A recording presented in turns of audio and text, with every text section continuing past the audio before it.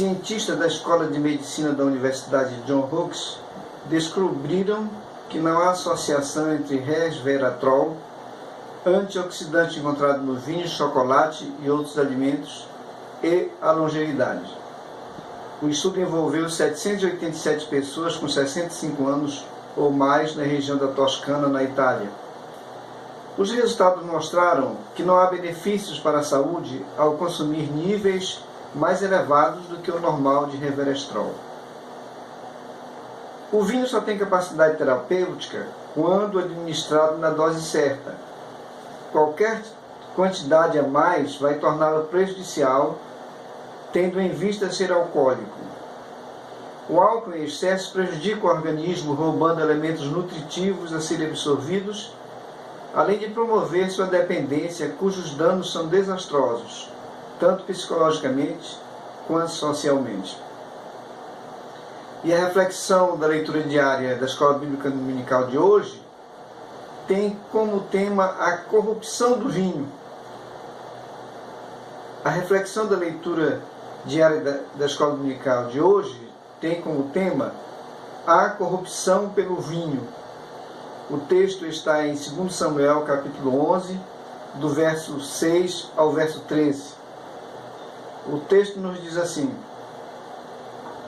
Davi o convidou, e comeu e bebeu diante dele, e o embebedou.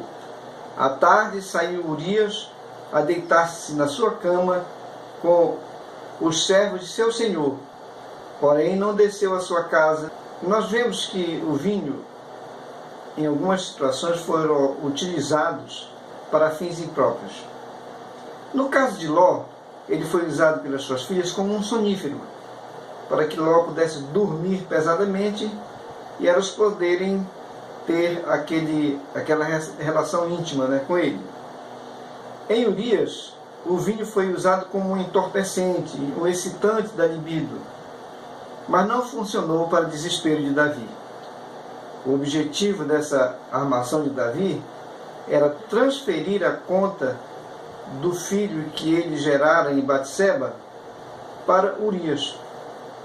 Não funcionou, porque o que Davi fez pareceu mal aos olhos do Senhor. Vinho, mulheres e música sensual cria o ambiente propício para a corrupção moral. O que nós vimos nesse relato é que provavelmente foi o que aconteceu. Davi convidou Urias, o marido de Batseba, com quem ele havia se deitado e ela havia concebido, e agora apertado com a situação, ele mandou trazer Urias do campo de batalha, fez um banquete para ele, pedindo informações de como estava sendo a batalha, o embebedou e o enviou para sua casa para se deitar com sua mulher e assim encobrir a escorregada terrível que Davi cometeu. Mas não funcionou. Em Levítico, capítulo 10, verso 8, 9, 10 ou 11, há recomendações para aqueles que administravam o culto lá no tabernáculo, a abstinência do vinho quando eles fossem fazer alguma ministração. O texto diz assim: vejam que Moisés não falou a Arão, ou melhor, Deus não falou a Arão via Moisés. Deus falou direto com Arão. O texto diz: e falou o Senhor a Arão, dizendo: vinho ou bebida forte, tu e teus filhos contigo não bebereis quando entrares na tenda da congregação, para que não morrais.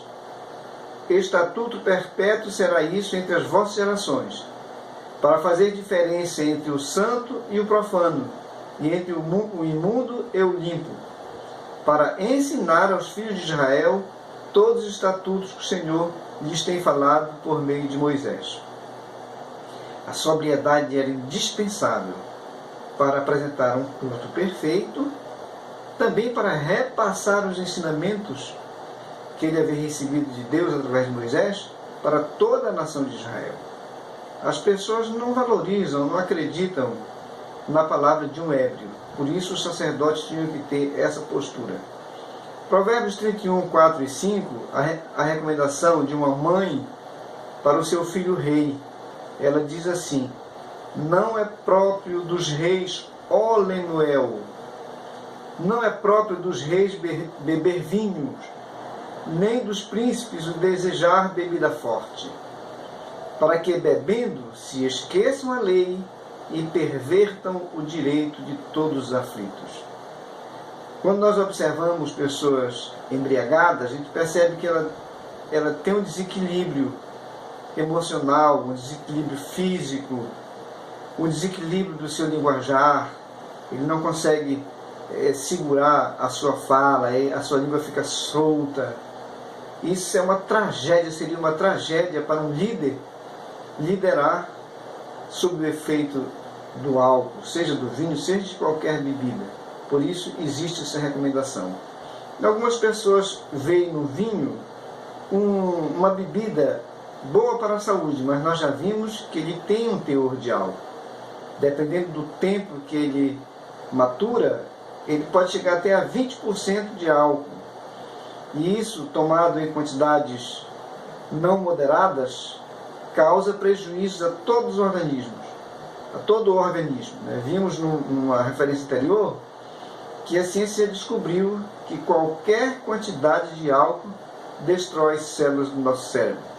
Por isso, quanto mais longe nós pudermos estar de bebidas alcoólicas, melhor será para todos nós. Que nós possamos estar atentos a essa questão de corrupção através da bebida. Não vamos nos aproveitar de qualquer situação favorável para nos inebriarmos com a bebida e dessa forma ficarmos desprovidos de um equilíbrio na nossa mente para administrar a nossa vida, as situações que nos cercam, especialmente a obra de Deus, aquelas que estão sob os nossos cuidados. Que você possa refletir nesse dia sobre esse tema e tenha um ótimo dia na paz do Senhor.